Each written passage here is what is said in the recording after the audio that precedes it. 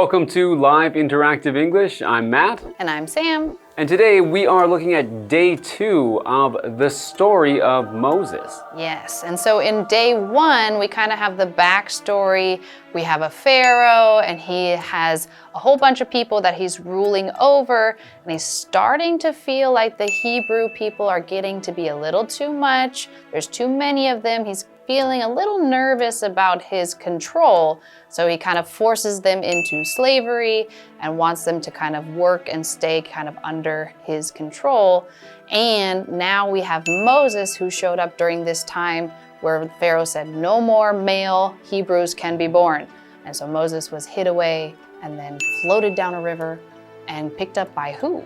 Well, the Pharaoh's daughter found him floating on the river, and she, instead of, reporting this to the Pharaoh, she actually took care of the baby Moses and actually made him a prince within their land, I guess.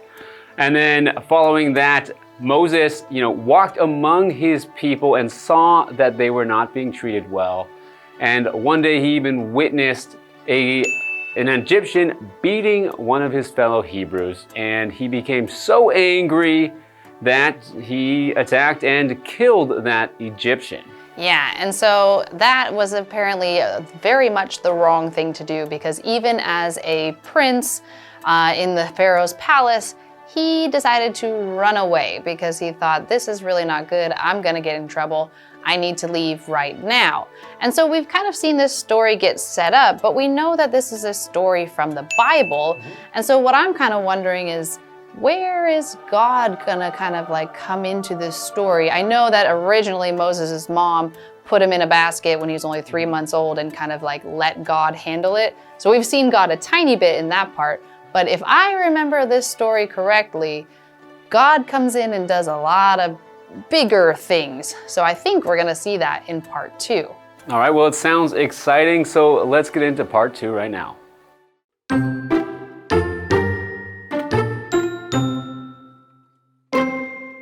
After fleeing Egypt, Moses became a shepherd and wandered the deserts for 40 years. That was until he discovered something incredible, a bush burning but not consumed by the flames. To his astonishment, a voice called out to him.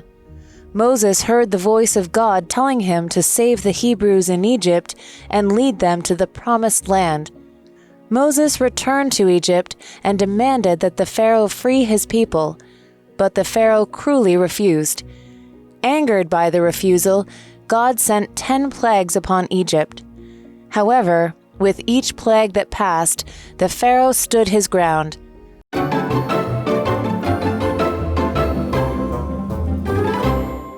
Okay, so we are in day 2 of the story of Moses. We've got all the background, but we've just left off with Moses leaving Egypt, and he's just been out in the desert somewhere. So we gotta see, how is this going to kind of come back to the Hebrews who are still living in Egypt, and what's going to happen next? All right, well, let's see. After fleeing Egypt, Moses became a shepherd and wandered the deserts for 40 years. Wow, that's a long time. That is a long time to just be wandering, so like walking with no direction, and he became a shepherd, so he has sheep with him now.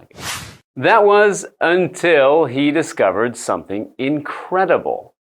A bush burning but not consumed by the flames. Okay. I remember this part, okay. All right, so he saw something incredible. Incredible is often used to mean amazing or really impressive in a good way. But the meaning of incredible is also unbelievable. It's something that is not credible or not possible to be believed. So we have an example sentence for incredible. The incredible news of the plane crash shocked everyone. Oh, that would be quite shocking. And then we also had this verb consume. To consume something basically means to completely devour or get rid of something. So you can consume food because when you eat it, it turns into kind of just mush and goes into your stomach, and it's completely destroyed from what it once was. It's no longer a sandwich. It is now little pieces of sandwich all in your body that you're using for energy. And in our story, we have this bush that is on fire. Now, normally if something is burning and on fire, it is going to slowly get kind of eaten by the fire and burned up and kind of break down into something that is just ash or dirt or dust or totally different from what it once was. Of course, in our story, it doesn't get consumed, which is quite unusual if something is burning. And our example sentence is back to fire, and it says, the fire quickly consumed the entire building. So there was a building, it went up in flames, and very quickly it turned to ash or broken down and no longer looks like a building. And if we continue with the story, it says, to his astonishment, a voice called out to him. Moses heard the voice of God telling him to save the Hebrews in Egypt and lead them to the promised land. Okay, so he is watching this bush burning and he's already going, whoa, why is this bush burning and not just totally getting destroyed by the fire? And all of a sudden he hears a voice talking to him too. That would be quite incredible, I would say, if you were out in the middle of the desert and looking at this bush. Hello， 大家好，我是 Hanny。我们在第一天课文读到，摩西打死了一名欺负希伯来人的埃及人。那后来他逃到沙漠，放弃王子的生活。在逃离埃及之后，摩西成为牧羊人，在沙漠中漂泊了40年，直到他发现一件令人难以置信的事，他看到燃烧的灌木丛竟然没有被火焰烧毁。接着他还听到上帝的声音，告诉他要去拯救在埃及的希伯来人，带领他们前往应许之地。文中的 promised land 就表示应许之地，也就是圣经当中上帝赐给亚伯拉罕和他族人的土地。好，单字 incredible 它是形容令人难以置信的，或是形容惊人的、极好的。我们去掉字首 in 变成 credible， 那就可以形容是可信的、可靠的。下一个单字 consume 这个动词它表示烧毁、毁灭或者是消耗、用完，它还可以表达吃喝的意思。这时候 Sam 老师用到 devour 这个字 devour 这个动词可以表达吞食或狼吞虎咽。那还有讲到这个咬食物它变成那种烂烂的状态嘛，老师用到 mush 或是念作 mush M-U-S-H 这个名词就表示软糊状食物或者是糊状的东西。介华课文中 So after hearing this from the talking, burning bush, hearing God talk to him, Moses returned to Egypt and demanded that the Pharaoh free his people.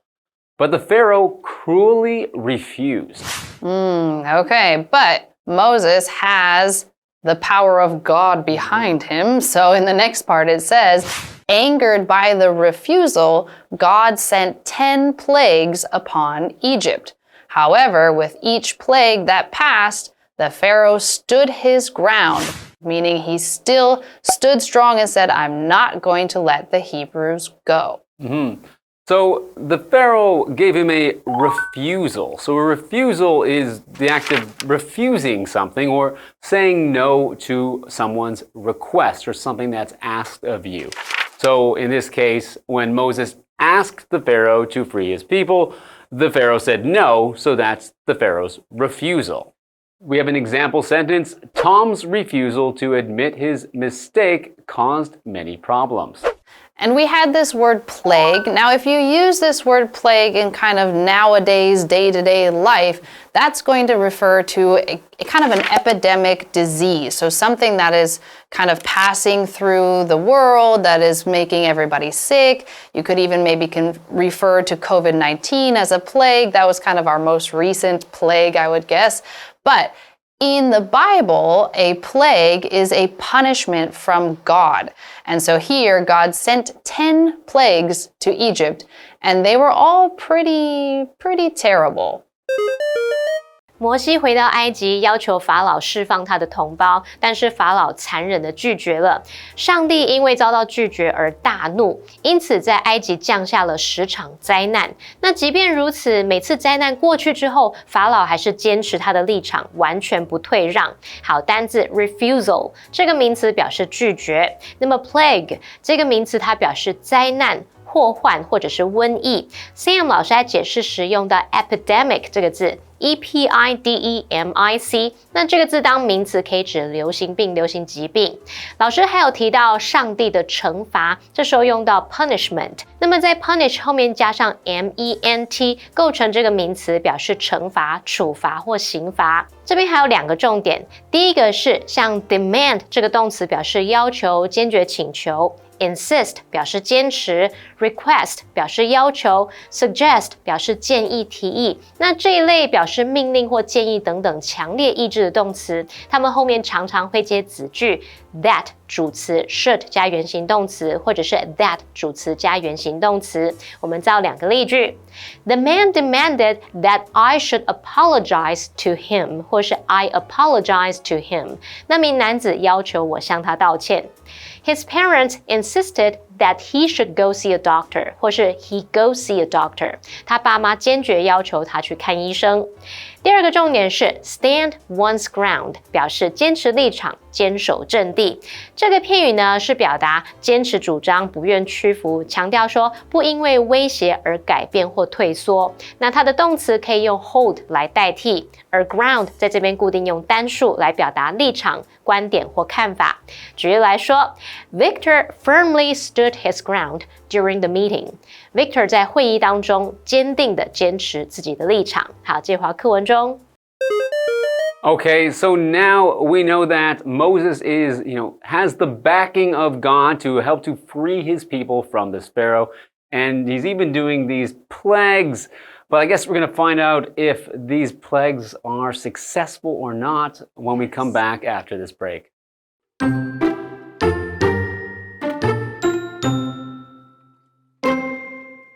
Finally, the worst plague struck, the death of every firstborn child in Egypt. At last, the Pharaoh agreed to grant the Hebrews freedom, but he quickly changed his mind and sent his army after them.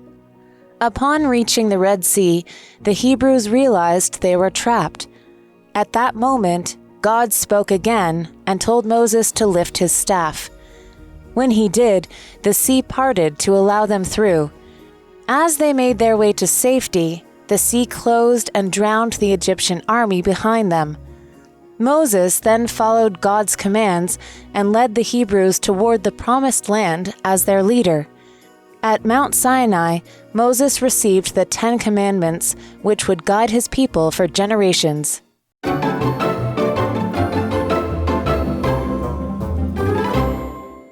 Okay, so we just learned that God sends 10 plagues to Egypt. Now, we didn't really talk too much about them in this story, but some of the ones that I can remember, there was a plague of like frogs, where basically the whole land was covered in frogs. There was locusts that came in and kind of got rid of all the plant that was living there. The river was made of like blood for a while. There was a whole bunch, and they were really kind of scary. If you were living in Egypt, you were really terrified of all these plagues. But the thing is, none of those were even the worst one. All right, well, let's see what the worst one was. Finally, the worst plague struck. The death of every firstborn child in Egypt. Well, that's a pretty terrible thing to happen. It's every firstborn child.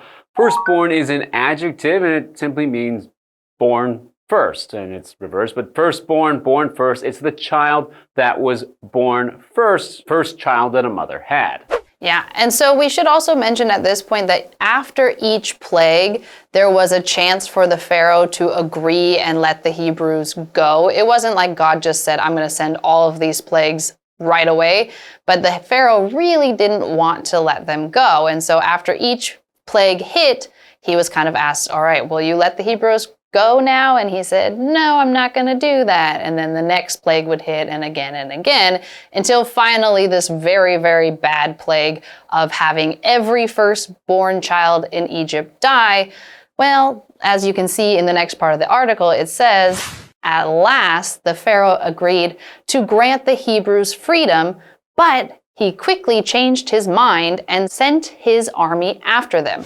And again, he kind of has been going, he keeps saying no, and then every once in a while he'll say yes, but never mind, no. And then at the very end, he says, yes, you guys go. But he starts to chase them down with his army anyway.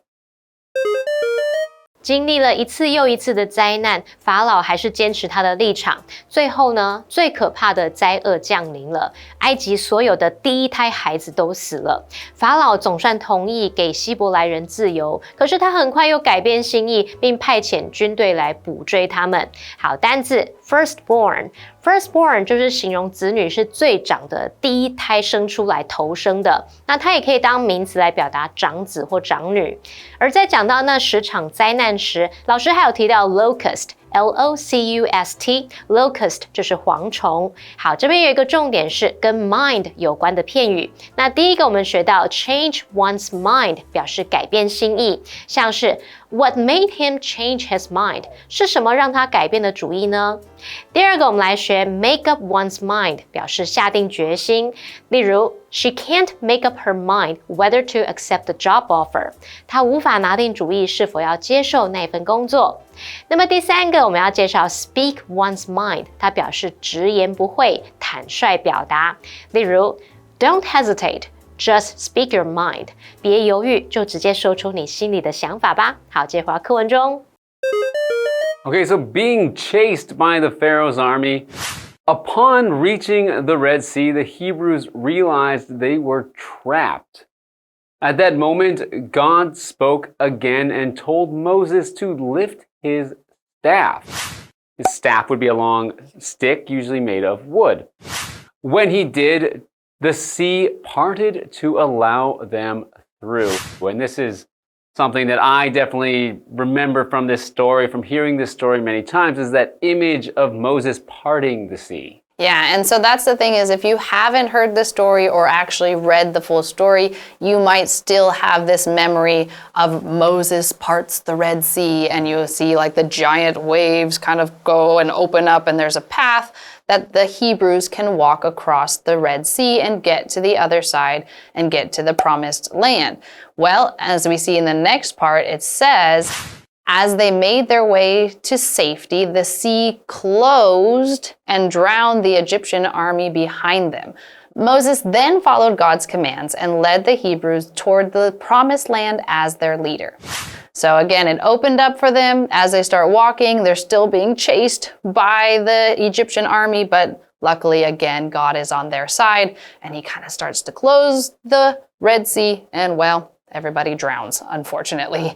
And so we have this verb, drowned, and that basically just means to die in the water. So if you're in the water and you run out of air, then you drown. So I think a lot of people have kind of experiences where they feel like they're gonna drown and like maybe you jump in a pool and somebody floats over on top of you and you feel, I'm getting scared. But this is what this means, to die in the water from lack of air. And our example sentence says, Jack nearly drowned in the lake after his boat sank. All right, now the Hebrews and Moses have reached the promised land, so let's see what happens there. At Mount Sinai, Moses received the 10 commandments, which would guide his people for generations. Okay, so for generations, a generation is a period of time in which people are born into, and the people born in that time are called a generation. So people that are born around the same age as you is known as one generation. For example, in a family, the children of the family would be one generation, their parents would be another generation, and their grandparents would be yet another generation. So when we say something happens 4 generations, we just mean for a very long time. We have an example sentence. Social media has affected the younger generation in many ways. 希伯来人抵达红海的时候，发现无路可逃了。就在那时候，上帝再次对摩西说话，要他举起手杖。当他一举起这个手杖，海水就分开了，让希伯来人可以通过。那当他们前往到安全地点之后，海水又合了起来，那么紧追在后的埃及军队就淹死了。后来摩西遵照上帝的指示，以领导人的身份带领希伯来人前往应许之地。他在西奈山接受了10诫 Ten Commandments， 那这些诫令也就是上帝赐给古希伯来人的道德宗教法则。这些诫令呢，将世世代代的引导着希伯来人。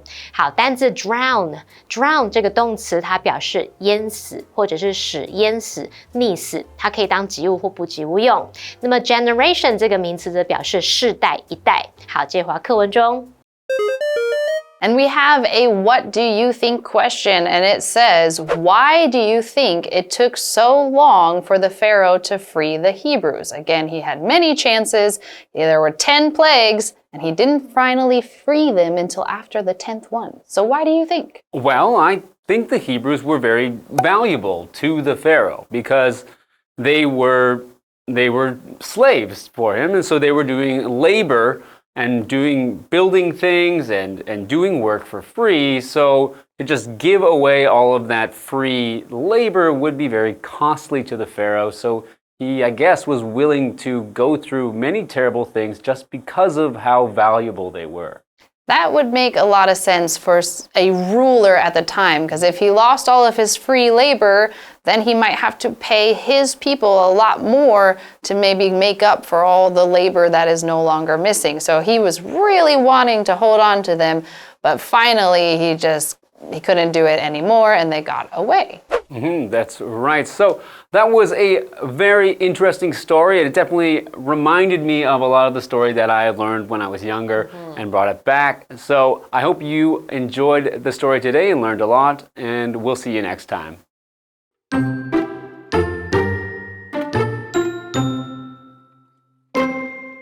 After fleeing Egypt, Moses became a shepherd and wandered the deserts for 40 years.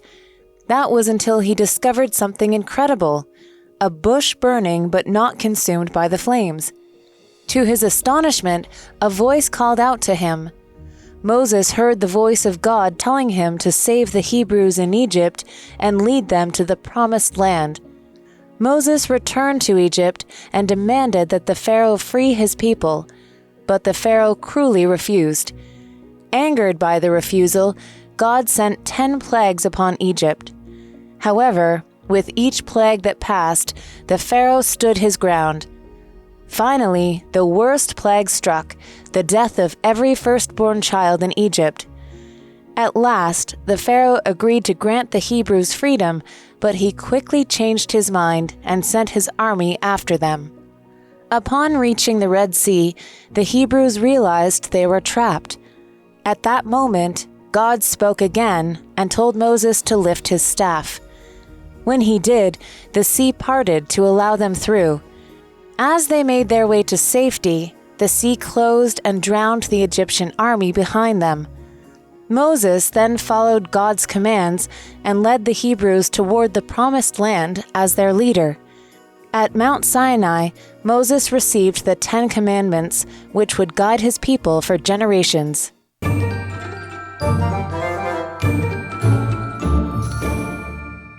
最后，我们来复习今天课文里的单字文法。单字的部分有 incredible， 它是形容令人难以置信的、惊人的、极好的。consume 是动词，可以表达烧毁、毁灭，或者是表达消耗、用完。refusal 是名词，表示拒绝。drown 这个动词表示淹死、使淹死、溺死。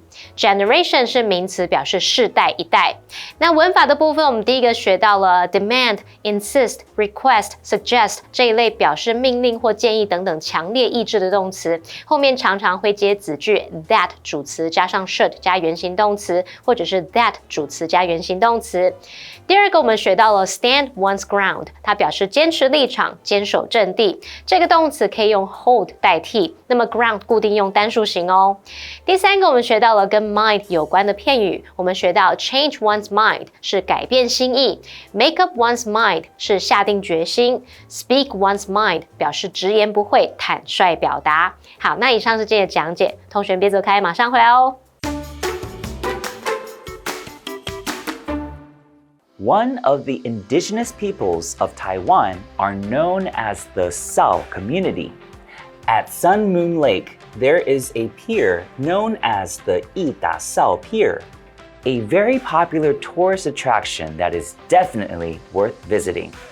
What is there to do and see at the Ita Thau Pier? Well, I'm glad you asked, because you're about to find out. Ita Thau is on the east side of Sun Moon Lake. It's the main settlement of the Sao community in the Sun Moon Lake area. Ita Thau Pier is a popular tourism region of Sun Moon Lake. There are many Sao restaurants and shops here. Many tourists go to Ita Thau Pier by ferry. By the Ita Thau Pier is a big wooden platform. The steps lead to Sun Moon Lake. People enjoy sitting on the steps and watching the beautiful sunset. On the other side of Ita Thau Pier is a walkway that connects to the ropeway station. You can take a nice walk to get closer to nature. Visitors who like Sao culture can plan their trip to enjoy the shops and the views around the pier. So when I said ferry earlier, I meant F-E-R-R-Y, which means a boat that transports passengers across water, and not F-A-I-R-Y, which is a mythical creature that looks like a tiny human with wings. They are pronounced the same, but are spelled differently and mean two totally different things. Anyways, next time you visit Sun Moon Lake, make sure to pay a visit to Ita Thau Pier and discover more about the beauty of Sao culture.